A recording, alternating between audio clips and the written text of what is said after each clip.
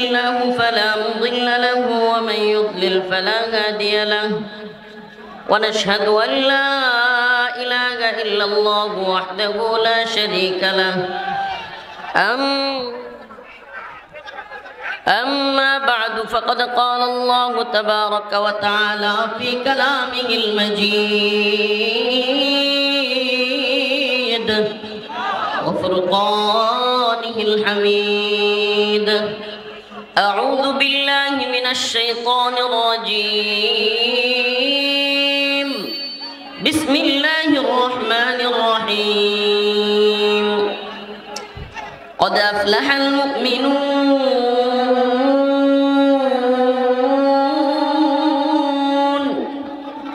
الذين هم في صلاتهم خاشعون والذين هم عن اللغو معرضون والذين هم للزكاة فاعلون والذين هم لفروجهم حافظون إلا على أزواجهم أو ما ملكت أيمانهم فإنهم غير ملومين فمن ابتغى وراء ذلك فأولئك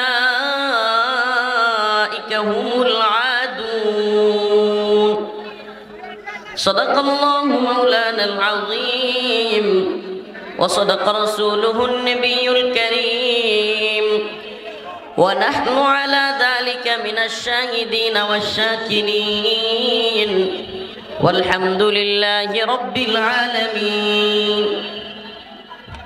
شكرا قدرت شريف পড়ি اللهم صل على محمد وعلى آل محمد كما صليت على إبراهيم وعلى آل إبراهيم إنك حميد مجيد اللهم بارك على محمد وعلى آل محمد كما باركت على إبراهيم وعلى آل إبراهيم إنك حميد مجيد রাতওয়াল দারুল ইহসান কওমি মাদ্রাসা ও নামালি এতিমখানার উদ্যোগে রানীনগর নওগাঁ এর 2 দিন ব্যাপী 26তম তাফসিরুল কোরআন মাহফিলের সম্মানিত উলামায়ে কেরাম মুরব্বিয়ানে আযম প্রিয় যুবক ভাইরা স্নেহের ছোট ভাইরা আল্লাহ রাব্বুল আলামিনের দরবারে অসংখ্য অগণিত শুকরিয়া যে মহান রব্বুল আলামিন আপনাকে আমাকে কোরআন সুন্নাহর কথা বলবার এবং শুনবার জন্য এত সুন্দর মনোমুগ্ধকর খোলামেলা পরিবেশে আল্লাহ তাআলা আমাদেরকে কোরআনের আলোচনা শুনবার তৌফিক দান করেছেন সেজন্য অন্তরস্থল থেকে রব্বে কাবার দরবারে শুকরিয়া আদায় করে বলি আলহামদুলিল্লাহ। প্রিয় হাজিরিন, না গরম না ঠান্ডা এরকম একটা সময় আমরা প্রোগ্রামটা পাইছি। উন্মুক্ত আকাশ, এত গরমও নাই আবার এত ঠান্ডাও নাই। তো আমরা কিন্তু একটা বিষয় আপনাদেরকে বলি, কিছুদিন একটা ইস্যু যায়, যখন এটা গরম থাকে কিছুটা জানি, কিন্তু এরপরে সব ভুলে যায়। আমি আজকে যখন মাদ্রাসায় খাইতে গেছি, এরা এখন রাগ করবে বললে, কিন্তু আমার বলতে হয় এই ইসরায়েলি পণ্য একুয়েফিনার পানি আমি পাইছি। এখানে আইসাও একুয়েফিনা কিনলে, কোকাকোলা, পেপসি, এগুলো হলো ইসরায়েলি পণ্য। এগুলো কিসের পণ্য? ইসরায়েলি। কোনো মুসলমান এই হানাদার বর্বর ইসরায়েলি বাহিনীর হাতে যেই কোম্পানির পণ্য কিনলে টাকা যায়, ওই কোম্পানির ইসরায়েলি সেনাদের হাতে ফিলিস্তিনি মুসলমানদেরকে হত্যা করে, এই কোম্পানির কোনো পণ্য আমরা ব্যবহার করব না ইনশাআল্লাহ। রাজি আছেন ইনশাআল্লাহ? এগুলো একটাও ইসরায়েলি পণ্যগুলো আমরা যখন আলোচনায় থাকে তখন আমরা জানি, কিন্তু পরেই ভুলে যাই। আল্লাহ আমাদেরকে বোঝার এবং আমল করার তৌফিক দান করেন। এর চাইতে বেস্ট এবং ভালো পানি হলো মাম, বাংলাদেশি পণ্য। সমস্যা কি? অথচ দেখবেন কোথাও মাম পানি আপনি অ্যাভেলেবেল নর্মাল পাবেন না। বাংলাদেশের এয়ারপোর্টে, শাহজালাল আন্তর্জাতিক বিমানবন্দরে, এই যেখানে আগুন লাগলো আর কি গতকালকে, তো ওখানেও বিমানবন্দরের ভিতরে আমরা রাজশাহীতে আসি কিংবা বিভিন্ন জায়গায় বিমানে যাই, ওই বিমানবন্দরেও ইসরায়েলি পানি ছাড়া এইটা আর কিনলে এই দুইটা ছাড়া কোনো পানিই নাই। চিন্তা করছেন? মানে আপনি পানি খাইলে এগুলো খাইতেই হবে, বাধ্যতামূলক। আল্লাহ আমাদেরকে বুঝার তৌফিক দান করুন। প্রিয় ভাইরা আমার, আমি আপনাদের সামনে সূরাতুল মুমিনুনের অল্প ছোট ছোট 6টা 7টা আয়াত তিলাওয়াত করেছি। সূরাতুল মুমিনুন 18 নম্বর পারার শুরু থেকে আমি আপনাদের সামনে অল্প কিছু কথা বলবো। আজকের আলোচনার বিষয়বস্তু মুমিনের সফলতা কোন পথে, মুমিনের সফলতা কোন পথে, কোন পথে চলে সাহাবায়ে কেরাম সফলতা অর্জন করেছেন, কোন পথে চলে তাবেঈরা, তাবেঈরা, সালফে সালেহিন, আমাদের আকাবির ও আসলাফ কোন পথে চলে নিজেদেরকে সফল হিসেবে আল্লাহর কাছে দুনিয়ার কাছে প্রতিষ্ঠিত করেছেন। আজকের আলোচনা সেই বিষয় নিয়ে। আমরা মুমিন তো নাকি? আমরা কি মুমিন? সবাই হাত তোলে না রে। আমরা কি ইমানদার? আমি তো প্রথম হাত তোলাতে ভাবছিলাম অনেক লোক অমুসলিম থাকতে পারে। অনেক সময় আমাদের প্রোগ্রামে অমুসলিমরাও শুনে, কারণ আল্লাহ মাফ করুক, এটা ইউটিউব ফেসবুকের জামানা, ভাইরালিজম একটা বিষয় আছে, নাউজুবিল্লাহ। আল্লাহ তাআলা আমাদেরকে এই ধ্বংসপ্রাপ্ত ভাইরালিজম থেকে হেফাজত করুক। তাই কি যে হুজুরের একটু দেখে আসি, এই জন্য অন্য ভিন্ন ধর্মী লোকও আসতে পারে, কিন্তু এত লোক ভিন্ন ধর্মের হবে আবার টুপিওয়ালা, এটা তো অসম্ভব। তা আমরা ইমানদার, আমরা কি? প্রিয় ভাইরা আমার, আসলে এটা বলতে আমাদের একটু ইয়া লাগে, কারণও আছে। আল্লাহ তাআলা কোরআনের এক জায়গায় বলতেছেন, وَمِنَ النَّاسِ مَن يَقُولُ آمَنَّا بِاللَّهِ وَبِالْيَوْمِ الْآخِرِ وَمَا هُمْ بِمُؤْمِنِينَ। আল্লাহ রাব্বুল আলামিন বলেন, মানুষদের মধ্য থেকে এমন অনেক মানুষ আছে, وَمِنَ النَّاسِ مَن يَقُولُ آمَنَّا آمَنَّا, এরা যখন মানুষের সামনে, মুসলমানদের সামনে দেখা হয়, ইমানদারদের সামনে যখন কথা হয়, এরা বলে ইয়াকুলু আমান্না, আমরা ইমানদার, আমরা কি? ওয়া বিল ইয়াউমিল আখির, আমরা আল্লাহ এবং আখিরাতে বিশ্বাস করি। কিন্তু আল্লাহ রাব্বুল আলামিন বলেন, ওয়া মা হুম বিমুমিনিন, আল্লাহ বলেন প্রকৃতপক্ষে এরা ইমানদার না। প্রকৃতপক্ষে এরা কি না? একটু মিলায়া দেখেন। আল্লাহ বলছেন ওয়ামিনান নাস মাইয়াকুলু আমান্না বিল্লাহ, এরা মানুষের সামনে অর্থাৎ ইমানদারদের সামনে গিয়ে কি বলে? এরা মসজিদের মধ্যে সব চাইতে বড় ইমানদার, কিন্তু মন্দিরে গিয়া সব চাইতে বড় দুর্গা প্রেমিক। মসজিদে ইমানদার, মন্দিরে দুর্গার প্রেমিক। মন্দিরের মধ্যে দেবী দুর্গার প্রশংসা করে, মন্দিরের মধ্যে রোজা পূজাকে এক করে বলে, মন্দিরের মধ্যে গিয়া মুহাম্মদ আরবি সাল্লাল্লাহু আলাইহি ওয়াসাল্লাম এবং বিষ্ণু কৃষ্ণর নাম একত্রে করে বলে, মন্দিরের মধ্যে গিয়া দেবী দুর্গার শক্তি বেশি এই কথা বলে। আবার গির্জায় গিয়া, প্রেগোড়ায় গিয়া, বৌদ্ধদের কাছে গিয়া, বৌদ্ধ মন্দিরে গিয়া সেখানে সবচাইতে বড় বৌদ্ধ ধর্মের গৌতম বুদ্ধের প্রেমিক হয়ে যায়। আছে না নাই? আমার কথা বুঝতেছেন? এটা আমাদের কথা নয়। আল্লাহ বলেন ওয়ামিনান নাস মাইয়াকুলু আমান্না বিল্লাহ, লোকদের মধ্যে, মানুষদের মধ্যে অনেকেই আছে যারা বলে আমি ইমানদার, মুমিনদের সামনে। ওয়াবিল ইয়াউমিল আখির, আল্লাহ এবং আখিরাতের উপর বিশ্বাস করি। কিন্তু আল্লাহ বলেন এদের সিফাত কি?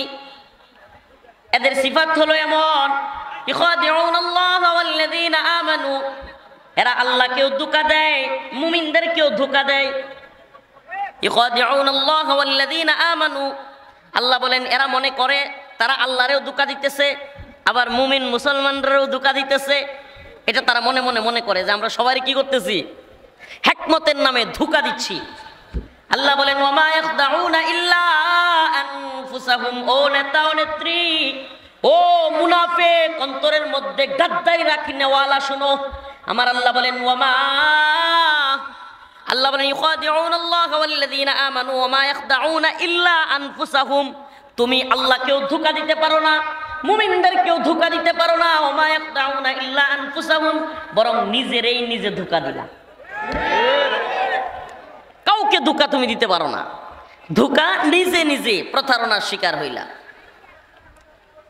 কেউ ভারতকে খুশি করতে চায় ক্ষমতার জন্য, কেউ আমেরিকাকে খুশি করতে চায়।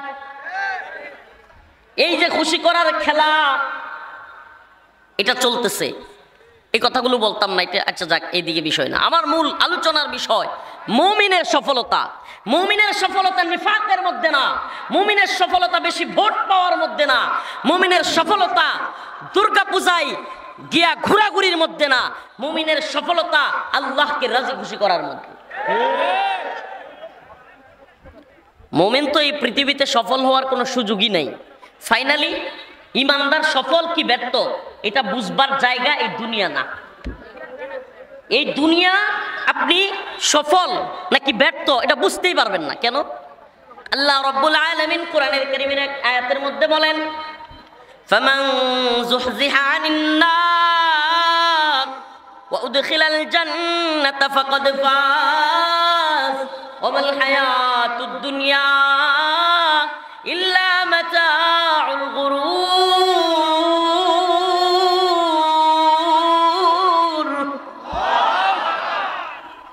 আল্লাহ রাব্বুল আলামিন বলেন, ফামান যুহজিহা আনিন নার, হে মানুষ, যদি আল্লাহর জাহান্নামের আগুন থেকে তুমি বাঁচতে পারো, ওয়া উদখিলাল জান্নাহ, এবং জান্নাতে প্রবেশ করতে পারো, ফাকাদ ফাজ, তবেই তুমি সফল। সুবহানাল্লাহ। তার মানে বোঝা গেল আমি যখন জাহান্নামের আগুন থেকে বাঁচব, কখন? যখন জাহান্নামের আগুন থেকে বাঁচব ফাইনাল, আল্লাহ তাআলা বললেন আমি তোমাকে ক্ষমা করে দিছি, তুমি জাহান্নামের আগুন থেকে মুক্ত, তোমাকে জাহান্নামে যেতে হচ্ছে না।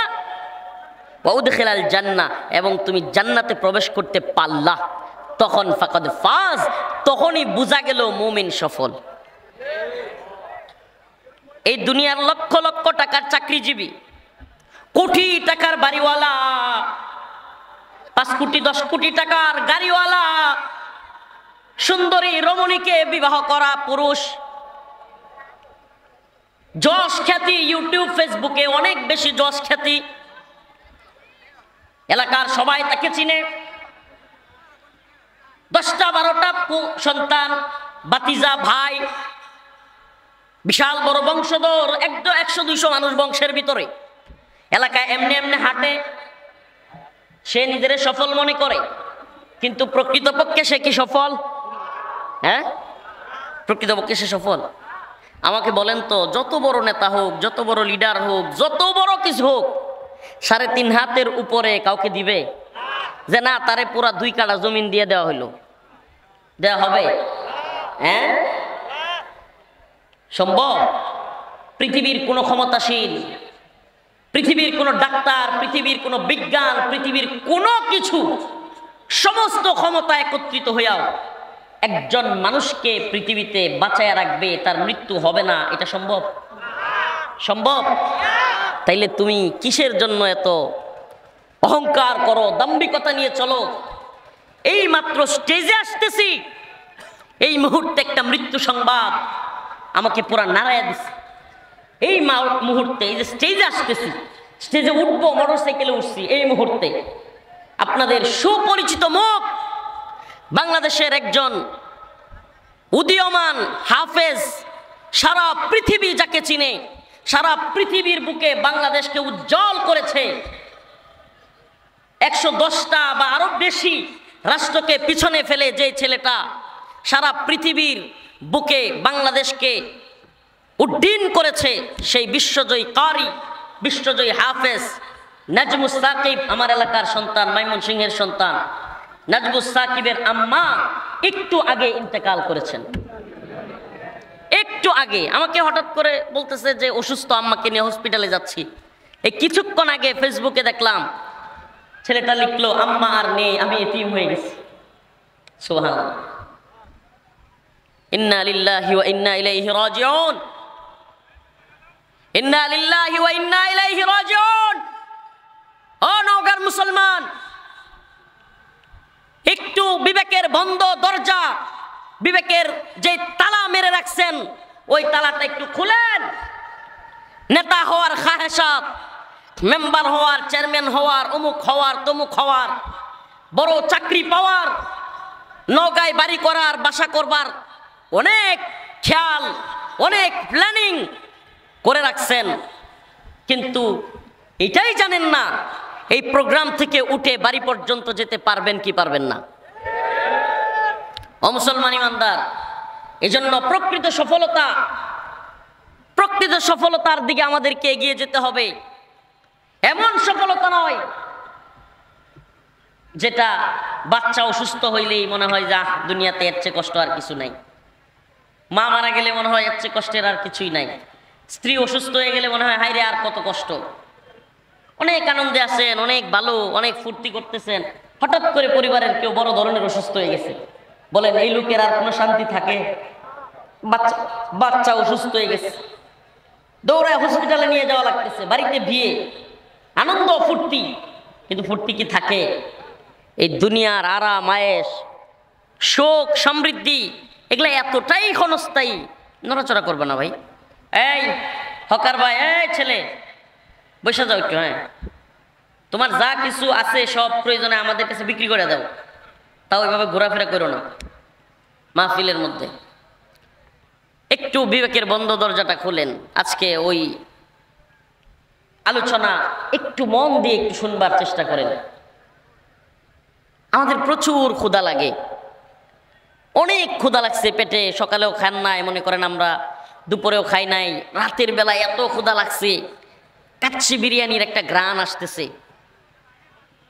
নাকের মধ্যে কাচ্চি বিরিয়ানির একটা গ্রান আসতেছে, সকালেও খাওয়া নাই, দুপুরেও খাওয়া নাই, মন বলবে যে ডেক পুরাটা, আপনারা কি বলেন পাতিল ডেক না কি কর, ডেক পাতিল পুরাটা আজকে শেষ করে দিলাম একাই।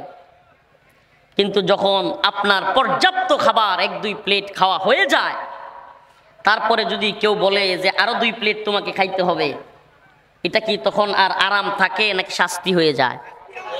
আমার কথা বুঝতেছেন? তাইলে বুঝলেন এই দুনিয়ার আনন্দটা কতটুকু স্থায়ী। মানে ওই 2 প্লেট পর্যন্তই, এরপরে আর কি উপায় নাই। প্রতিদিন 1 প্লেট খান, অতিরিক্ত চাহিদার কারণে হয়তো আরেক প্লেট খাইতে পারবেন, কিন্তু যদি ওই 2 প্লেটের পরে আরো 2 প্লেট খেতে বলা হয়, এটা কি আরাম হবে না শাস্তি? বলেন না, আরাম না শাস্তি? তেমনি ভাবে ছোট্ট একটা উদাহরণ দেই বোঝানোর জন্য। ভাই কালা সাদা ডোরা ডোরা এখন বসাইতে যায় না, এখন এইগুলো চিল্লাচিল্লি করলে আরো পরিবেশ নষ্ট হবে। যেমনি আছে থাক, যে যেমনি পারতেছে দেখুক। তো মনে করেন আমরা যেমন মাহফিল করি, অনেকে আসলে আমাদের আল্লাহ মাফ করুক কষ্ট অনেকে বোঝার চেষ্টা করে না, সারা রাত সজাগ থাকতে হয়। এই যে প্রোগ্রাম করে যাইতে যাইতে ফজর হয়ে যায়, অনেক সময় গাড়িতে ঘুম ধরে না, ঘুম হয় না, এইভাবে সজাগ থাকতে থাকতে মাঝে মাঝে ঘুমাইলে মনে হয় হাইরে আর যদি কেউ ডাক না দিত, ঘুমাইতেই থাকতাম, কিসের খাওয়া দাওয়া সব বাদ। মানে এরকম 2-3 রাত টানা নির্ঘুম থাকলে, এটা যারা থাকছেন এরা বলতে পারবেন, কঠিন পরিস্থিতি হয়, মনে হয় আরে ঘুম থেকে যদি আর কেউ ডাক না দিত, তখন ঘুম এত ভালো লাগে। কিন্তু আমার প্রশ্ন, এই ঘুম এত ভালো লাগার মধ্যেও মনে করেন মাগরিবের নামাজ পড়ে কিংবা এশার নামাজ পড়ে ঘুমাইলেন, ফজর পর্যন্ত ঘুমাইছেন লম্বা সময়, এশার পর থেকে নিয়ে ফজর পর্যন্ত কত লম্বা সময়, আবার ফজরের নামাজ পড়ে জোহর পর্যন্ত ঘুমাইছেন। বলেন এই লোকের যদি এখন বলা হয় যে জোহর পর্যন্ত ঘুমাইছোস, আরো টানা 1 রাত 1 দিন এই বিছানাত পইরা ঘুমাইতে হবে, নাইলে উঠতে পারবি না। বলেন এটা কি তার জন্য তখন আর আরামে থাকবে? পিঠ বিছানার মধ্যে লাগাইতে আর মন চাইবে নাকি আরাম শেষ? শেষ। এই দুনিয়ার প্রশান্তি, এই দুনিয়ায় যেগুলোকে অনেক কিছু মনে করি আমরা, খাওয়া, আরামে ঘুমানো, আরেকটা আছে বেড়ানো। অনেকের বেড়ানোর শখ থাকে, ঘোরাফেরা ভালো লাগে, কক্সবাজার যাইতে ভালো লাগে, সেন্ট মার্টিন যাইতে ভালো লাগে, কুয়াকাটা, বরিশাল কুয়াকাটা যাইতে ভালো লাগে, টাঙ্গর হাওয়ারও যেতে ভালো লাগে, আরো অনেক জায়গা আছে দেশে ঘোরার মতো, চিড়িয়াখানায় যেতে এক একজনের এক একটা। তো জিজ্ঞেস করতে চায়, মনে করেন কক্সবাজার গেছেন বেড়াইতে, খুব ভালো লাগছে বেড়াইতে আপনার, কিন্তু যাওয়ার পরে 1 সপ্তাহ 10 দিন থাকছেন, ওই নদীতে গোসল করছেন, ঘোরাফেরা করছেন, 10 দিন পরে যখন বাড়ির কথা মনে উঠবে, হাইরে কতদিন হয়ে গেল বাড়িতে যাই না, ওইদিকে বাড়ির লোকেরা ফোন দিবে, কিংবা যদি বিবাহিত হয় বাচ্চারা ফোন দিবে, এখনো আসো না, বলেন তখন কি আরো কক্সবাজার ঘুরতে আর ভাল লাগবে? ও মুসলমান ইমানদার, ও নওগাঁবাসী, যে বিষয়টা আমি আপনাদেরকে বুঝাইতে চাইলাম, এই দুনিয়ার যত ভালো লাগা, যত ভালো মানের খাবার আপনার পছন্দ, খাইতে খাইতে পেট ভরে গেলে আর ভালো লাগবে না। ঘুমাইতে যারা পছন্দ করে, ঘুমাইতে ঘুমাইতে অনেক সময় চলে যাওয়ার পর বিছানায় আর পিঠ রাখতে ভালো লাগে না। বেড়াইতে যারা পছন্দ করে, বিভিন্ন জায়গায় দূরে পর্যটন এরিয়াতে যায় বেড়াইতে, 7 দিন 10 দিন থাকার পরে ওই লোকের আর ভালো লাগে না। আল্লাহ তাআলা যেন প্রত্যেকটা কাজ ভালো লাগার মতো ওগুলো দিয়া দিয়া বুঝান, বান্দা এই দুনিয়া তোর চূড়ান্ত ভালো লাগবার জায়গা না। আল্লাহ তাআলা যেন চোখে আঙ্গুল দিয়া বুঝান, বান্দা খাইতে খাইতে যদি এত বেশি খাও, নড়তে পারবা না, চড়তে পারবা না, ঘুমাইতে পারবা না, বেশি খায় এমন অবস্থা হয় মনে হয় বমি করি, আর ভালো লাগে না। আল্লাহ তাআলা বুঝায়, আসো, ইন্নাল্লাযীনা আমানু ওয়া আমিলুস সালিহাত কানাত লাহুম জান্নাতুল ফিরদাউসি নুজুলা। আল্লাহ রাব্বুল আলামিন বলেন, ও ঈমানদার, নেক কাজ করো, আমলে সালেহ করো, কানাত লাহুম জান্নাতুল ফিরদাউসি নুজুলা, জান্নাতুল ফিরদাউসে প্রবেশ করো, ওখানে যা মন চাই খাবা, একটা ডেক দিবা, ডেক নেত্রকোনায় বলে, আমরা ডেক বলে, আপনারা কি বলেন? ওই যে হেকুর, হেকুশ, একটা হেকুশ দিবেন, আলহামদুলিল্লাহ, আর কোনো টয়লেট নাই, কিছুই নাই, আবার খাওয়ার চাহিদা হবে। ওই জান্নাতের মধ্যে পাখি উড়তে থাকবে, মন চাইবে পাখির বোনা গোশত খাইতে, আপনি শুধু মনে মনে চিন্তা করবেন, ওই পাখি বোনা হয়ে আপনার সামনে হাজির। সুবহানাল্লাহ। এমন কোন চক্ষু নাই যা অবলোকন করেছে জান্নাতে যা আছে, এমন কোন কান নাই যা জীবনে শ্রবণ করেছে জান্নাতে যা আছে, এমন কোন জিহ্বা নাই ওই ফলগুলোর, ওই খাবারগুলোর স্বাদ আস্বাদন করেছে, এমন কোন জিহ্বা নাই। সুবহানাল্লাহ। তাইলে আল্লাহর সেই জান্নাতে যাইতে হলে, সফলতা পেতে হলে কিভাবে পাওয়া যাবে? সূরাতুল মুমিনুনের মধ্যে আল্লাহ পাক বলেন, قد أفلح المؤمنون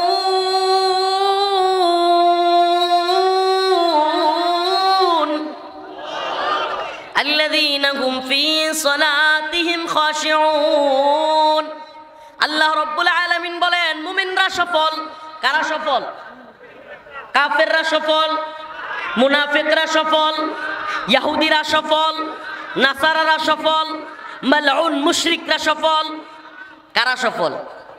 কদ আফলাহাল মুমিনুন, মুমিনরা সফল। মুমিনরা তো এমন সফল, আল্লাহ রাব্বুল আলামিন বলেন, যদি ঈমানদাররা আমি আল্লাহর উপর আস্থা এবং বিশ্বাস রাখে, পৃথিবীর সমস্ত তাগুতি শক্তি, পৃথিবীর সমস্ত কুফফার শক্তি আমার বান্দাদেরকে থ্রেট দিতে পারবে, হুমকি দিতে পারবে, কিন্তু আল্লাহ বলেন, কাম মিন ফিয়াতিন কলিলা, কাম মিন ফিয়াতিন কলিলাতিন গালাবাত ফিয়াতান কাসীরাতান বিইذনিল্লাহ। ওই আমেরিকার জর্জ ডব্লিউ বুশ মোল্লা ওমর রাহিমাহুল্লাহকে হুমকি দিয়েছিল, মোল্লা তোমার আফগানকে আমরা মাটির সাথে মিশায়া দিব, ওসামা বিন লাদেনকে আমাদের হাতে তুলে দাও। মোল্লা ওমর রাহিমাহুল্লাহ বলেছিলেন, উলামায়ে কেরাম ওনাকে বুঝাইতে গেলেন, রাশিয়ার সাথে যুদ্ধ করে মোল্লা একটা দেশ পাইছো, সুন্দরভাবে পরিচালিত হচ্ছে, কোরআনী শাসন আছে, এক ওসামা বিন লাদেনের জন্য এই সুন্দর দেশটাকে ধ্বংস করিও না। উলামায়ে কেরামের এক কাফেলা বাংলাদেশ পাকিস্তান, বিভিন্ন দেশ থেকে, আমি নাম বলতে চাচ্ছি না, ওলামায়ে কেরাম গিয়া মোল্লারে বুঝাইলো। 90-এর দিকের ঘটনা, 2000-এর দিকের ঘটনা। মোল্লা ওমর রাহিমাহুল্লাহ চিৎকার করে বললেন, ও আলেম সমাজ, আপনারা আমার মাথার তাজ, আপনাদেরকে সম্মান করি, কিন্তু আমাকে দেখান আল্লাহ রাসূল সাল্লাল্লাহু আলাইহি ওয়াসাল্লাম তার জিন্দেগিতে কোন কাফেরের ভয়ে, কোন মুশরিকের ভয়ে, কোন সাহাবায়ে কেরামকে আল্লাহর রাসূল মুসলিম কোন ভাইকে কাফেরদের হাতে তুলে দিয়েছেন, এটার একটা প্রমাণ আমাদেরকে দেখান। নাম্বার 2, হে প্রিয় ওলামায়ে কেরাম, আপনাদেরকে বলি, জর্জ ডব্লিউ বুশ হুমকি দিয়েছে, আমরা ওসামা বিন লাদেনকে না দিলে, তাদের হাতে তুলে না দিলে তারা আফগানকে মাটির সাথে মিশিয়ে দিবে। আমি মোল্লা ওমর আমার রব্বে কাবার কসম করে বলতে চাই, আমার রব যে ওয়াদা করেছে, ইন্নাল্লাহ ইশতারা মিনাল মুমিনিনা আনফুসাহুম ওয়া আমওয়ালাহুম বিআন্না লাহুমুল জান্নাহ ইকাতিলুনা ফি সাবিলিল্লাহ ফায়াকতুলুনা ওয়া ইউকতালুন, আমার আল্লাহ ওয়াদা করেছে মুমিনরা যেন তার জান মাল দিয়ে আল্লাহর পথে যুদ্ধ করে, লড়াই করে, আল্লাহ ওয়াদা দিয়েছেন মুমিনরা বিজয়ী হবে। আমি মোল্লাও দেখতে চাই আমার রব্বে কাবার ওয়াদা সত্য নাকি এই বন্ড জর্জ ডব্লিউ বুশের ওয়াদা সত্য। মোল্লা ওমর রাহিমাহুল্লাহর ঐতিহাসিক কথা উনি দেখে যাইতে পারেন নাই, কিন্তু 2021 সালের 15 আগস্ট প্রমাণ হয়েছে জর্জ ডব্লিউ বুশের ওয়াদা মিথ্যা, রব্বে কাবার ওয়াদা সত্য। আফগান জাতির কাছে মাথা নত কইরা বাপ ডাইকা সাইরা দেমা কান্দাবাসী বইলা বিদায় নিছে। যে আফগান তালেবানকে বলছিল জঙ্গি, মৌলবাদী, উগ্রবাদী, সন্ত্রাসী, তালেবানরা কি বলছিল? জঙ্গি, মৌলবাদী, উগ্রবাদী, সন্ত্রাসী। সেই তালেবানের সাথে চুক্তি করলেই লজ্জা শরম নাই, মাইরের উপরে কোনো ঔষধ নাই। আজকের পৃথিবীতে ওই জর্জ ডব্লিউ বুশের প্রেতাত্মা বর্তমান আমেরিকার প্রেসিডেন্ট ডোনাল্ড ট্রাম্প, এই বদমাশ পুরো পৃথিবীতে আবারও মুসলমানদের মধ্যে যুদ্ধ বাঁধিয়ে দেওয়ার এক মহা ষড়যন্ত্র করতেছে। অমুসলমান ইমানদার, আমাদের দেশে কিছু আমেরিকান এবং পশ্চিমাদের পালিত বালক আছে, আমি এদের নাম দিচ্ছি পালিত বালক।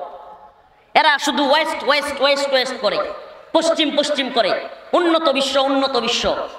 এই আমেরিকার প্রেসিডেন্ট ডোনাল্ড ট্রাম্প কিংবা এই আমেরিকান পলিসির কারণেই ফিলিস্তিনের মুসলমানেরা যুগের পর যুগ ইসরায়েলি বর্বর হানাদার বাহিনীর কাছে আঘাতপ্রাপ্ত হচ্ছে। আমেরিকার টাকায়, আমেরিকার অস্ত্রে, আমেরিকার শেল্টারে ফিলিস্তিনি মুসলমানদের উপর বছরের পর বছর নির্যাতন নিপীড়ন চালানো হচ্ছে। এখন আফগানিস্তান থেকে মাইর খায়া নিজেরা তো ভাগছে, কিন্তু নিজেদের ডলার দিয়া পাকিস্তানে কিছু পালিত বালক তৈরি করছে। এই শাহবাজ শরীফ, পাকিস্তানের বর্তমান যে প্রধানমন্ত্রী, এগুলো হলো আমেরিকান পালিত বালক। ডোনাল্ড ট্রাম্প নোবেল পায় নাই, কয়েকদিন আগে নোবেল পুরস্কার দিছে। ডোনাল্ড ট্রাম্প নোবেল পায় নাই, এতে যতটা না আমেরিকার লোকেরা নারাজ হয়েছে, তার চেয়ে বেশি এই পালিত বালক নওয়াজ শরীফের ভাই শাহবাজ শরীফ আরো বেশি নারাজ হয়েছে। সে বিভিন্ন দেশে বক্তৃতায় গিয়া ট্রাম্পরে খুশি করবার জন্য বলতেছে ট্রাম্পরে নোবেল না দেওয়াটা ঠিক হয় নাই, ট্রাম্প বেশি যোগ্য ছিল নোবেল পাওয়া। এখন প্রিয় মুসলিম উম্মাহ বলবেন, হুজুর এই আন্তর্জাতিক আলাপ সালাপ আমরা লোকে গ্রামে আয়সা করতেছেন, ও মুসলিম উম্মাহ একটু সজাগ হবেন। মুসলমানদের মধ্যে কিভাবে ঝগড়া লাগায় দেয় দেখেন। ওই ডোনাল্ড ট্রাম্পের কথায় ওই আমেরিকান ডলার খায়া, মার্কিন ডলার খায়া এই পাকিস্তানের সেনাবাহিনী, এই পাকিস্তানের জেনারেলরা 71-এ যেমন বাংলাদেশে মুসলমানদের উপর হামলা করেছিল, আমেরিকাকে খুশি করবার জন্য একটা স্বাধীন সুন্দর শরিয়া প্রতিষ্ঠিত রাষ্ট্র আফগানিস্তানে এই পাকিস্তানি জেনারেলরা হামলা করছে। প্রিয় ভাইরা আমার, বন্ধুগণ আমার, এই জন্য এদের ব্যাপারে সতর্ক থাকতে হবে। পুরো পৃথিবীতে মুসলিম উম্মাহকে আমাদেরকে জানায় দিতে হবে, পুরো পৃথিবীর মুসলিম উম্মার সবচাইতে বড় শত্রু হলো আমেরিকা। পুরো পৃথিবীর মুসলিম উম্মার সবচাইতে বড় শত্রুর নাম কি? সাপের মাথা হলো আমেরিকা। ওই সাপের মাথা যদি কেটে ফেলতে পারেন, ইসরায়েল নামক এই ছাগলের 3 নাম্বার বাচ্চারা এমনি শুয়ে যাবে।